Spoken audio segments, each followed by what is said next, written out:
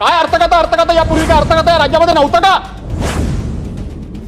अर्थ खातं आणि अर्थमंत्री कोणाला पैसे देणार आणि कोणाला पैसे देणार हे अर्थमंत्री कसे ठरवू शकतात? आज काय चाललंय का या राज्यामध्ये? अर्थमंत्र्यांनी ठरवायचं कुठल्या खात्याला पैसे द्यायचे, कुठल्या आमदारला पैसे द्यायचे, कुठल्या मंत्र्याला पैसे द्यायचे, कुठल्या कामाला पैसे द्यायचे, असा प्रकारचा अर्थसंकल्प असतो काय? अर्थसंकल्प फेब्रुवारी मार्च महिन्यामध्ये मांडला गेला. 5 ते 10% जास्त पुरवणी मागण्या असता कामा नयेत. परंतु आपल्या सरकारचं पूर्णपणे आर्थिक नियोजन बिघडलेलं आहे, आर्थिक शिस्त बिघडलेली आहे.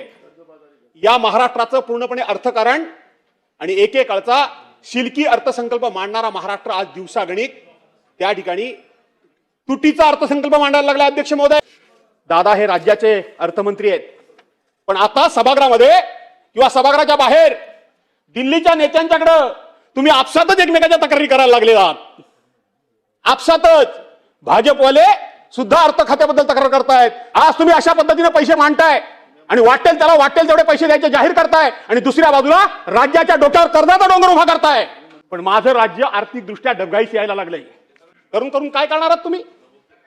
करणार काय आहात? आमचं विकासाचं काम तुम्ही करणार नाही. पण अर्थ खातं हे सगळ्या मंत्र्यांनी सगळ्या सरकारनी चालवण्याचं खातं आहे, कोणा एका मंत्र्यांनी चालवण्याचं खातं नाहीये. जवळजवळ 1.25 लाख कोटी रुपये 1.5 लाख कोटी रुपये तुम्ही या राज्याच्या डोक्यावर कर्ज तुम्ही केलं.